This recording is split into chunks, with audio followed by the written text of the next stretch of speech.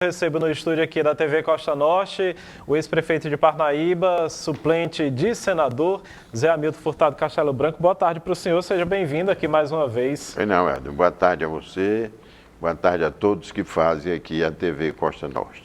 Ex-prefeito, ontem o senhor emitiu uma carta aberta à população parnaibana fazendo um posicionamento contundente sobre o momento político vivenciado aqui no país. Antes mesmo do primeiro turno, o senhor esteve aqui na Costa Norte e fez também os posicionamentos. Qual o motivo dessa ratificação agora para esse voto no segundo turno? Olha, é o seguinte, esta eleição, né,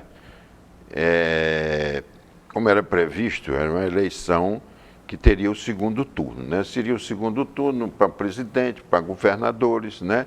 Teria o segundo turno caso ninguém alcançasse o quociente de 50% mais um, certo? Então, no caso aqui que nós estamos tratando, eu ratifiquei, né, tudo aquilo do meu posicionamento, né, a respeito do que disse aqui no primeiro turno, quando anunciei os meus candidatos, né, a minha opção por candidato a federal, a estadual, a senador, a governador e a presidente da República. Agora nós vamos ter o segundo turno para presidente da República. Então, o que é que eu quero dizer à população? O que é que eu quis dizer com a carta que fiz? Uma carta aberta, primeiro o meu posicionamento, tá certo? O meu posicionamento em função dos meus princípios, tá certo? Eu faço o apoio ao presidente Bolsonaro para a sua reeleição, porque ele vem de encontro aos meus princípios, ou seja, eu sou um cristão, tá certo? E eu não posso admitir, como cristão, que alguém que venha defender o aborto, que venha defender a liberação de drogas, olhe, só quem não vivenciou na vida o sofrimento de uma família que tem um drogado pode admitir um absurdo desse, né? Então isso vem de encontro a meus princípios, né? Eu não aceito que você venha tolir a minha liberdade, né? A minha liberdade de expressão, a minha liberdade de condução, absolutamente. Eu não aceito, isso é uma coisa que não aceito, não tem quem faça eu aceitar, tá certo? Eu não posso, Helder, conviver e aceitar com quem apoia o aborto, rapaz. Eu sou cristão, rapaz. Isso é um assassinato. Se você imagine no Brasil a liberação do aborto. Quantos assassinatos vão existir nesse país? Certo? Então, isso são coisas que vêm de encontro aos meus princípios. E o presidente Bolsonaro vem com esses princípios da liberdade, tá certo? Da liberdade contra o aborto, contra o uso de drogas, contra tudo isso, né? Às vezes as pessoas chegam para mim e dizem, mas tem gente na igreja que defende o outro candidato. Eu digo, rapaz, tem gente ruim em toda parte. Tem gente ruim nos partidos, tem gente ruim na religião, tem gente ruim em todas as partes. Eu fiz a carta para deixar a minha consciência tranquila, tá certo? Porque depois, eleição é assim. Depois da eleição, não tem mais solução. Então, se amanhã nós tivermos a infelicidade de ter uma pessoa que defende esses princípios aí, né, como presidente da República, e vier a acontecer um desastre nesse país, eu estou pelo menos com a consciência tranquila. Eu não quero, Helder, que uma neta minha vá para uma escola, tá certo? Onde se faz teatro com pessoas totalmente despidas, até colocando um crucifixo em determinado orifício da pessoa humana. Isso para mim é uma agressão.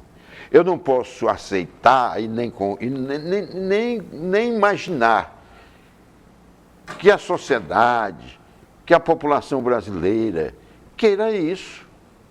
Porque se a população brasileira, a sua maioria, quiser isso, quiser uma educação nesse sentido, quiser a liberação das drogas, quiser o aborto, quiser que não se tenha liberdade, então, meu caro amigo, eu não sei mais aonde nós estamos, tá certo?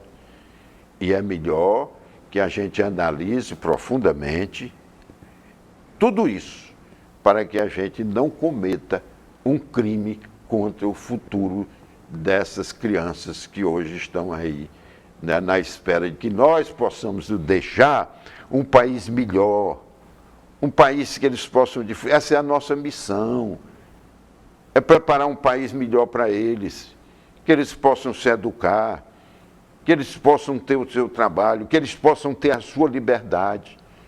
Então, esse é o meu posicionamento. Por isso que eu coloquei tudo o que eu imagino nesta carta que eu fiz direcionada à população de Parnaíba. Para quê? Para que eu, como disse, tenha a minha consciência tranquila do meu dever cumprido, tá certo? Eu não ganho nada e nem perco nada com a eleição do presidente Bolsonaro, mas ganho a certeza de que cumpri com o meu dever e com minha obrigação de cidadão brasileiro. Agora, às 11 horas e 30 minutos, o candidato Silvio Mendes, que aqui na cidade de Parnaíba foi apoiado pelo senhor, Joel Rodrigues, que foi candidato também a senador, apoiado pelo senhor, o senhor declarou, confessou esse voto, também alinharam esse mesmo pensamento que o senhor está tendo agora e resolveram fazer uma campanha aberta, né? Antes eles não declararam, mas agora declaram também para o segundo turno o apoio ao presidente Jair Bolsonaro.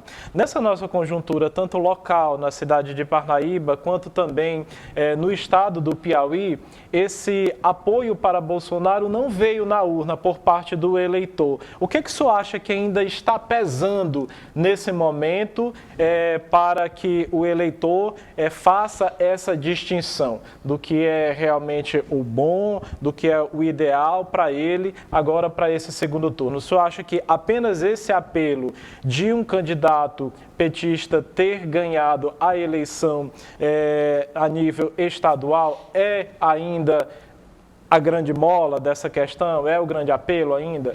Não, Helder, eu vejo o seguinte, 90% da população do Piauí assiste a TV Globo, porque é o canal que ela tem acesso, tá certo?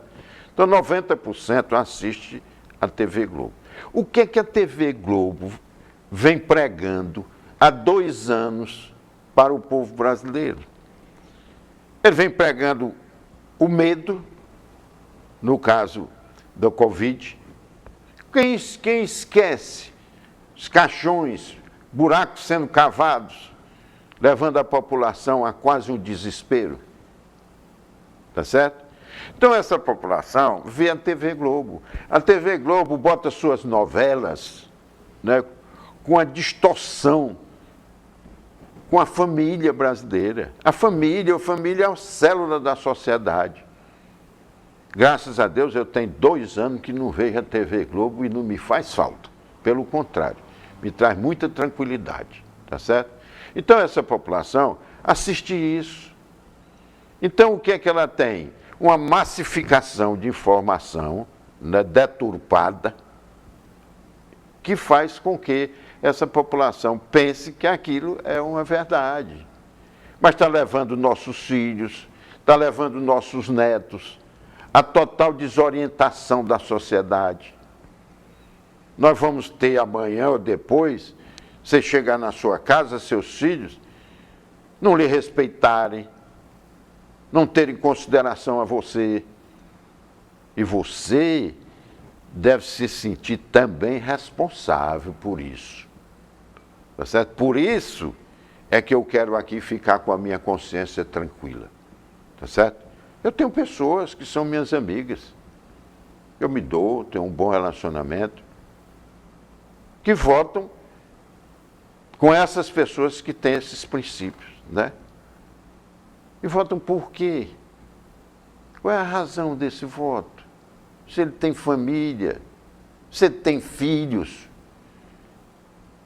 se ele tem pessoas das suas famílias que até se desviaram dos caminhos melhores da vida. E por que apoiam isso? Existe algum interesse? Estão pensando que vão levar vantagem? Que vantagem você vai levar? Põe a mão na sua consciência e veja o que é que pode acontecer nesse país. Olha, esses países da América do Sul, Venezuela, Nicarágua, Argentina, todos esses países da América do Sul, eles têm para onde ir, que é aqui o Brasil. Agora, no nosso caso, meu amigo, nós não temos para onde ir, não. Nós vamos ter que engolir aqui, tá certo? E o futuro dos seus filhos, dos seus netos? Que consciência é essa sua? Você diz que é evangélico. Evangélico em quê? Você diz que crê em Deus. Crê em Deus em quê? Como? Quando você, pessoalmente, não assume sequer o seu compromisso de trabalhar para entregar para os seus filhos, para os seus netos, um país melhor? Que história é essa? Eu não estou aqui dizendo que o Bolsonaro é um estadista. Não. Eu acho que ele não é um estadista. Mas o Bolsonaro é o melhor para esse país nesse momento, onde são preservados os seus direitos, onde são preservados a sua condição de cristão. Esse é o que eu retrato na carta que fiz aberta à população. E fiz a carta, Helder, porque uma carta escrita é um documento que pode ser me cobrado a qualquer momento. Eu não tenho medo de nada na vida. Eu tenho 73 anos, Helder. A minha vida, eu já vivi. A minha preocupação hoje não é comigo. A minha preocupação hoje é com meus filhos, com meus netos, com os filhos dos meus amigos. Que país vão encontrar? Que país é esse? Que tem tudo para dar certo e, no entanto, nós fracassamos na hora que nós somos chamados para tomar uma decisão. É só isso. Como um político influente e experiente, a gente espera que o senhor cobre realmente, como o senhor está dizendo, né, através desse seu testemunho, dessa carta documentada, esse apoio, né, no caso do presidente Jair Bolsonaro ser eleito também, assim como outros candidatos que o senhor apoiou nessa eleição em 2022. Sem dúvida. Flávio Júnior, por exemplo, que foi candidato a deputado estadual, teve um grande êxito aqui também na cidade de Parnaíba, ficando entre os deputados mais votados, até mesmo dentre os candidatos que têm domicílio eleitoral aqui na cidade de Parnaíba. Joel, mesmo não ganhando a eleição para senador, teve uma larga margem também de votos acima do candidato eleito, que foi o ex-governador Wellington Dias. Que resultado também, que avaliação o senhor fez desses resultados já depois dessa eleição? Que cobranças e compromissos, através desses apoios que o senhor foi signatário deles, vai cobrar a partir dessa próxima legislatura desses políticos? Olha, veja bem, você estava me dizendo há pouco que o Silvio Mendes e o Joel deram uma declaração, né, apoiando a candidatura do presidente Bolsonaro. Coisa, né, que não fizeram no primeiro turno. Não fizeram durante a campanha no primeiro turno. Mas agora você não tem para onde correr. Você quer água, né, ou quer o vinho, né? Então, veja bem, essa é a hora do posicionamento, tá certo? Eu não podia esperar deles outra coisa. Não podia, porque eu os conheço de perto, tá certo? Acho que o Piauí perdeu uma grande oportunidade, tá certo? De ter uma mudança de administração. Isso é salutar para a democracia, isso é salutar para a administração, tá certo? Quando se faz a mudança, né, depois de determinados períodos, né? Eu me lembro bem de uma frase da primeira-ministra da Inglaterra, depois de 20 anos, né, em que perguntaram, e agora, o que é que nós vamos fazer? Ela disse, o nosso ciclo acabou. Vamos nos preparar para em outra oportunidade podermos voltar, né? Mas o nosso ciclo acabou. O nosso ciclo aqui parece eterno, tá certo? Eu não tenho nada pessoal contra ninguém, não. Nada pessoal contra ninguém. Eu só defendo é que haja uma alternância nos governos. Para quê? Para que a gente possa ter a oportunidade de ter outras alternativas. Eu me lembro muito bem, quando eu era prefeito, né? E eu sempre pensava assim, eu digo, se depois de mim vier outra pessoa, né, que não pense igual a mim, isso é salutar. Por quê? Porque ela vai preencher os vácuos que eu não consegui preencher, tá certo? E isso é que vai melhorando a situação das cidades, das comunidades, dos países, né? Agora, um país como o Brasil, que sai de uma Covid, que sai de uma guerra lá na Ucrânia e na Rússia, que sai de uma seca, né? Que sai de uma crise horrível de combustível, que hoje cresce o seu produto interno bruto, que a inflação está em queda, que gera emprego. Meu amigo, que loucura é essa? O PT teve 14 anos, rapaz, no poder. 14 anos no poder. E o que entregou? Entregou um país devastado, um país da corrupção. Eu vi ontem, foi até eleito senador no Paraná, o Moro, que foi juiz, ele dizendo com muita tranquilidade, com muita consciência, dizendo que o país tinha mudado o conceito perante as nações, perante o mundo, que antes era um país corrupto e que agora era um país que não tinha corrupção. Mas o sistema é muito forte. Esse sistema foi montado para que se perpetuasse no poder e ludibriasse os pobres e os mais sacrificados. Ninguém muda, Helder, a situação econômica de um povo do dia para a noite, não. Depois de uma devastação dessa, de bilhões da Petrobras, de mensalão, de tudo isso, funcionários dos Correios de Telégrafo vão pagar o que fizeram com o seu fundo de pensão durante 30 anos, rapaz. Que história é essa? Será que nós queremos isso? Será que o povo brasileiro quer isso? Helder, eu lhe digo com toda sinceridade, eu não acredito que o povo queira isso. Eu não acredito. Apenas estão sendo ludibriados, né?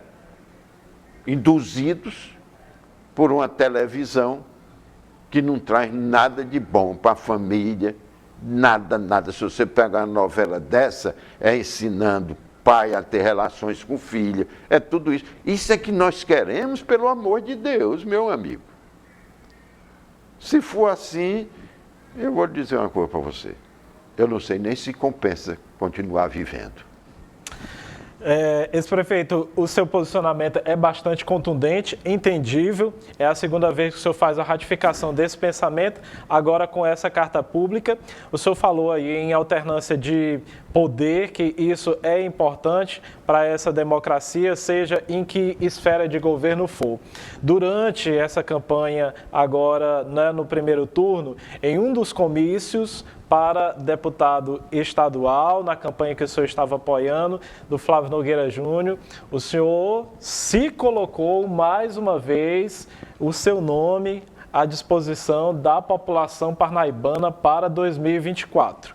Infelizmente, não é uma condição da imprensa, porque às vezes dizem que é a imprensa que gosta de antecipar os fatos, não é? E de antecipar um pleito. Mas a gente sabe que termina uma campanha, começa outra.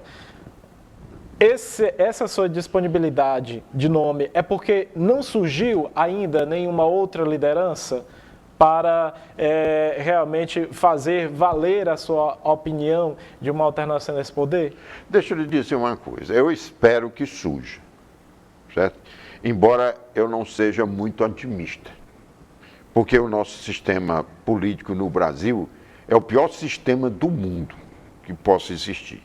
Não estou falando em democracia, eu estou falando no sistema eleitoral, tá certo? Uma pessoa que não tenha condições, que não tenha dinheiro, dificilmente se elege no Brasil.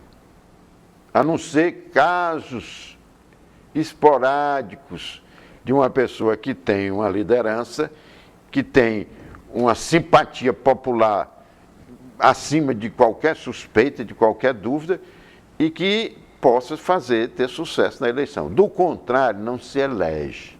Se não tiver muito dinheiro, não se elege. Eu vou dizer uma coisa para você, eu fico olhando pessoas que foram eleitas, tá certo? Que eu os conheço, e eu vou lhe perguntar uma coisa a você. Isso deve ser um grande líder, deve ser uma pessoa fantástica, deve ser uma pessoa acima de qualquer outra pessoa, porque ganham a eleição sem um tostão, que é uma pessoa que não tem posse, não tem condições, mas pessoas se elegem dessa forma, né? Então eu só posso olhar para essas pessoas como uma pessoa abençoada por Deus, ou então que tenha conquistado de uma maneira única, né, esse apoio todo. Agora eu quero dizer uma coisa a você. Quando eu coloco meu nome dessa forma como você botou, eu coloco exatamente para incentivar que os mais jovens até pensem, rapaz, esse homem aí já foi prefeito, quer ser de novo. Não, vamos entrar. Então, como seja uma motivação. Agora, se não tiver ninguém, eu posso entrar, tá certo? Mas isso é uma motivação para que os jovens possam fazer isso. Participar da política, tomar decisões, né? E trazer trabalho. Fica, às vezes, pessoas que não têm mais nem condições físicas, tá certo? Administrando determinadas cidades no Brasil, que não sabe nem onde está. E o que é que acontece? Nada. Mas eu não quero ser um desses, tá certo? Eu não quero ser um desses que esteja aí senil, tá certo? Sem saber nem onde ando e querer governar uma cidade como a cidade de Parnaíba, como tem outras pessoas em várias cidades no Brasil. Então eu quero dizer a você que o meu desejo é incentivar o surgimento de novas lideranças. Não percam a esperança. Não percam. Vão para a luta, participem da política, se candidatem. Que nós, se a população não for essa que eu lhe falei, que quer o quê? Que não quer liberdade, que não quer isso, não quer aquilo, aí não adianta. Mas se a população, que eu acredito, queira o bem da família, né, o respeito, né, às instituições, aí se candidata, porque vale a pena. Você vai fazer parte do desenvolvimento de uma cidade, de um estado e de um país. Ex-prefeito, obrigado pela oportunidade do diálogo. É importante sempre conhecermos a linha de raciocínio de cada homem e mulher, não é, que tem essa popularidade e que tem um serviço público também a prestar à população. Certo? Uma ótima tarde para o senhor, um bom trabalho também. Eu é que agradeço a oportunidade, Helder, de mais uma vez que vocês me dão, de mais uma vez eu tirar esse peso da minha consciência. Não. Eu me posicionei e eu alertei. Agora depois, meu amigo, é como diziam aí, né? Chore que o choro é de graça. Viu? Uma ótima tarde para o senhor. Obrigado. Tá, um abraço.